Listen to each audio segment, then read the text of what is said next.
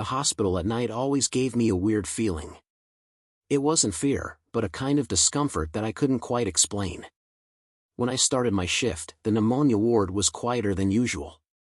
All I could hear was the sound of the monitors and the occasional cough echoing through the empty corridors. The dim lighting didn't help much either. The lights flickered every now and then, as if they were about to go out for good. I had just started my night shift, and the exhaustion was beginning to set in. It was routine by now, the start of the shift was always the hardest. My coworkers always said that the night brought out things that the day hid, but I never really paid much attention to that. I figured it was just talk to scare the new guys, you know? But that night, the atmosphere felt heavier than usual. It was as if the hospital itself was waiting for something to happen. I went straight to the notice board, grabbed the patient list, and started preparing for the rounds. It was a nearly mechanical routine, but it kept me focused. Everything seemed normal, or at least that's what I thought at the time. As I walked through the corridors, I couldn't shake the feeling that I was being watched. It was strange.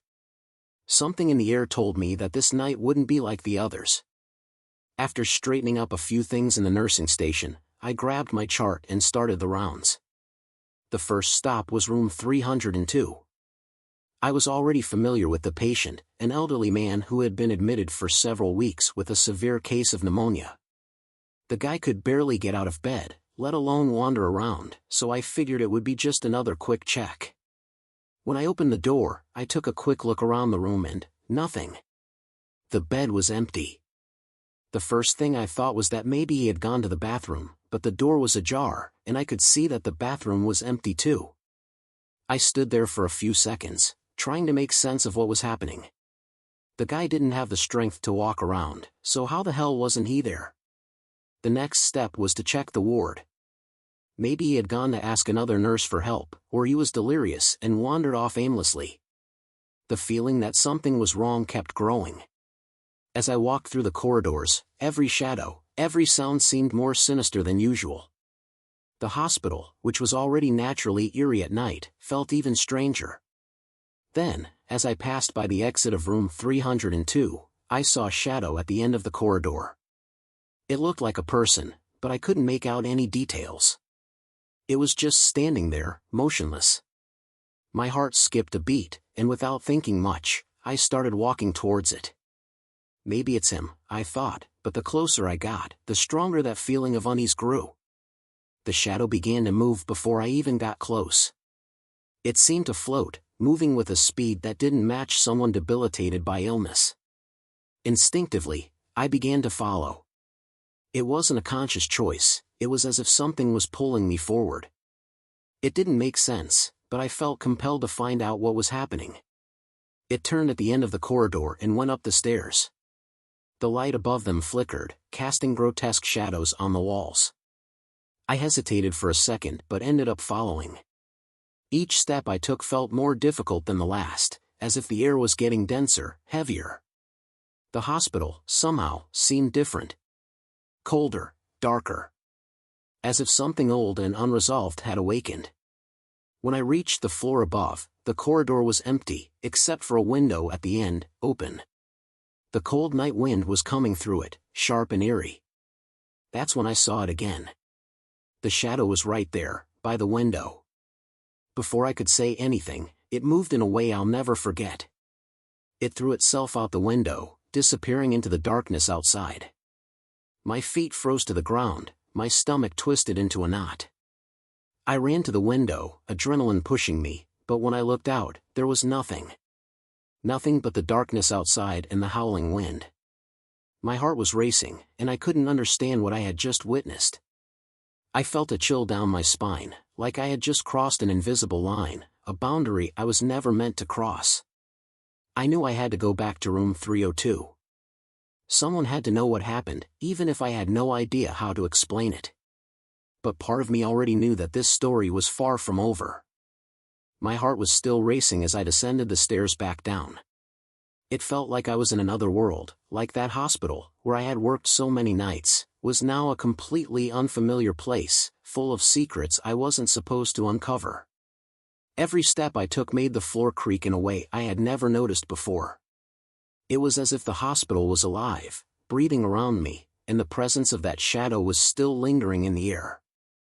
When I got back to the third-floor corridor, I looked behind me, almost expecting to see the shadow again, but everything was quiet. Too quiet. I kept walking, trying to force my brain to find some logical explanation for what had just happened. Maybe it was a trick of the lights, an illusion caused by fatigue, or maybe my mind was playing tricks on me because of exhaustion. But deep down, I knew it was more than that. I passed by the rooms of other patients, and everything seemed normal, almost too peaceful. That's when I started to notice something strange. The air around me seemed to be changing. It was as if the temperature was dropping. A biting cold began to spread, different from the air conditioning, as if it was coming from within the walls or from something I couldn't see. I could feel the skin on my arms prickling, and every hair on my body was on alert, as if sensing danger. My mind was conflicted. Part of me wanted to run, to get out of that place and never look back, but the other part, maybe the professional part, knew I had to finish my rounds, that I needed to return to room 302 and report what had happened. Even though I had no idea how to describe it without sounding crazy. As I approached the door to 302, I hesitated. My entire body was tense. I didn't know what I would find there. Had the shadow returned? Had the patient somehow made it back to the bed? I took a deep breath, trying to calm my nerves, and pushed the door open. What I saw left me paralyzed.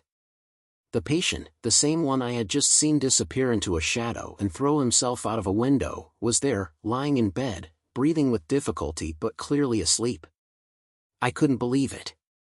It was as if time had looped around, as if I had imagined everything, but I knew that wasn't possible. Sweat dripped down my forehead as I tried to process what was happening. Before I could move, I heard footsteps behind me. One of my coworkers appeared at the door, a confused expression on his face. He looked at me, then at the patient, as if waiting for me to explain what was going on. "Hey, where were you?" "The patient hasn't moved since you left," he said, his voice low, as if trying not to wake the man in the bed. I stood there, frozen, not knowing what to say. How could I explain that I had just witnessed the impossible? That I had followed a shadow upstairs and watched it throw itself out of a window, only to find the same patient peacefully sleeping in bed afterward? My mouth went dry, and the words just wouldn't come out. I was delayed, I lied, feeling the weight of my words as they left my mouth. There was no way to tell the truth without sounding crazy. I was checking the other rooms. He looked at me a second longer than necessary, as if suspicious, but then shrugged and left, heading back to the nurse's station. I stood there, alone with my thoughts, looking at the patient who had somehow defied all the laws of nature. That feeling of unease I had felt at the start of the shift was now a knot in my stomach. Something was deeply wrong in that hospital, and I had just stepped into territory I shouldn't have. But now it was too late to turn back. I was in the middle of it all, and I knew there was no escaping it. Staying in room 302 after everything that had happened was the last thing I wanted to do, but I needed to make sure I was really awake, that what I had seen was real, even if it was completely insane. Every second I spent there, next to that patient, felt like an eternity. The sound of his breathing, heavy and irregular, filled the room, creating a disturbing rhythm that matched the beating of my heart. I was still trying to understand what had happened. The shadow I had chased, the thing I saw throw itself out of the window, it wasn't just a hallucination, it couldn't be. But now, looking at the patient, it was as if none of that had happened. He was there, sleeping, with the heart monitor beeping softly beside the bed, as if he had never left. And that made my mind spin, trying to find some logic in the chaos. I tried to stay calm, but fear was starting to take over. What if I was losing my mind? Could the exhaustion be making me see things? Or was it possible that this hospital, a place where so many lives had been lost, was indeed harboring something much darker? The questions swirled in my mind, but I had no answers. All I had was that cold shiver down my spine that wouldn't leave me alone. After my coworker left, silence took over the room again. I looked around, trying to find some sign, anything that would tell me what I saw wasn't just my imagination. But the room was normal, like any other. The dim light from the corridor filtered through the half-open door, casting long shadows on the walls. But everything seemed peaceful, too calm, as if the hospital was trying to trick me, to convince me that I was safe. Finally, I decided I had to get out of there, at least for a few minutes, to try and regain control. The air in the room was heavy, suffocating, and I needed to breathe. I forced myself to leave, my footsteps echoing loudly in the silent corridor as I made my way back to the nurse's station. With each step, I felt as if I was moving away from something beyond my comprehension, but that was still watching me, hidden in the shadows. When I reached the nurse's station, I sat down in the chair and tried to collect my thoughts. My heart was still racing, but I needed to appear calm if I wanted my coworkers not to notice that something was wrong. I couldn't tell the truth. No one would believe me. I could barely believe what I had seen, so how could I expect anyone else to? I grabbed the computer and started reviewing the patient's records, trying to distract myself, but the image of that shadow was still burned into my mind. Even as I read the words on the screen, all I could see was that figure moving, floating down the corridor, and then throwing itself out of the window. The sound of the wind howling through the open window still echoed in my ears. After a while, I realized I couldn't just ignore what had happened. This wasn't normal, and I knew that if I didn't do something, it would haunt me for the rest of my life. I decided that as soon as the shift ended, I would investigate.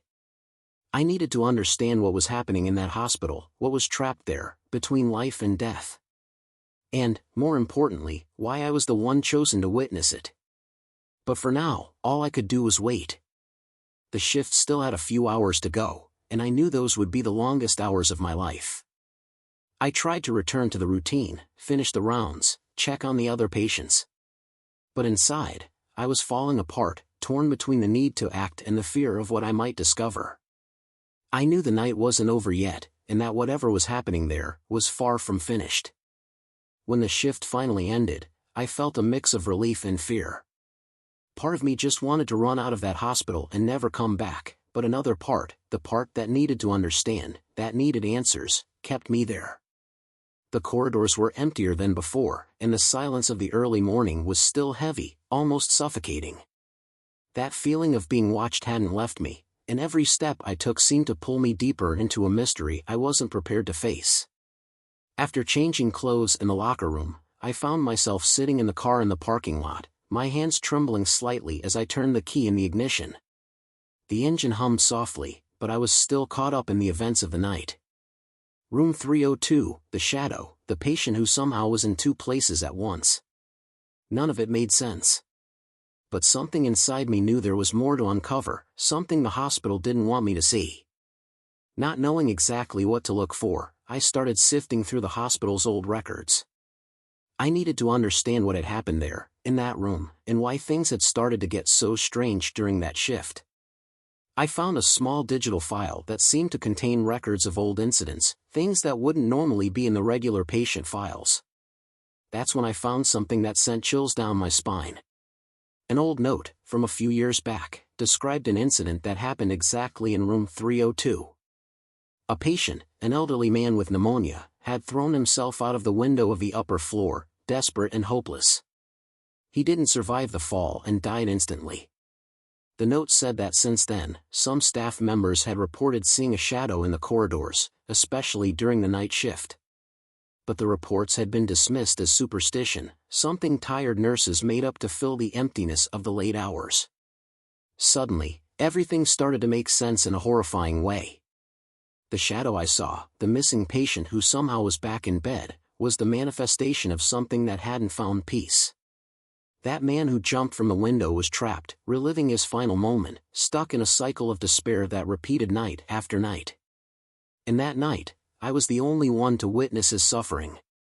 I sat there in the car, trying to absorb what this meant. It wasn't just a ghost story to scare the new hires, it was real.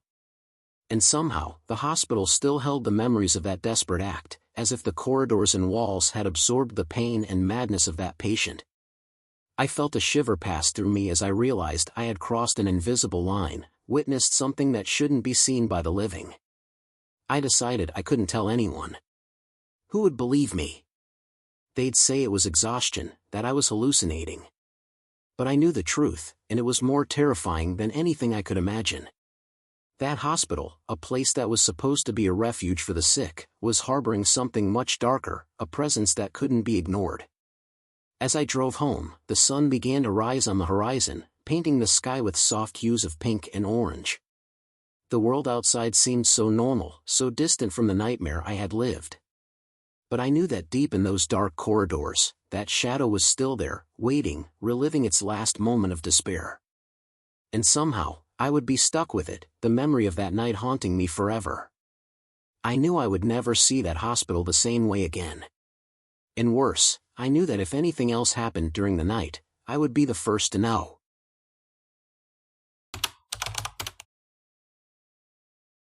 I had a surgery scheduled for 10 p.m., something relatively routine during my night shift, but there's always a certain tension in the air when you're about to start a procedure outside of regular hours. The patient was an elderly man with a stomach tumor. The operation was supposed to be straightforward, or at least that's what I was trying to convince myself to stay calm. The hospital at night has a different vibe. It's like time slows down and everything around you is eerily quiet, as if the walls are waiting for something. The lighting in the operating rooms is cold and sterile, and the constant hum of the equipment creates a sense of isolation. I always thought these things helped with focus, but that night, the tension felt off the charts.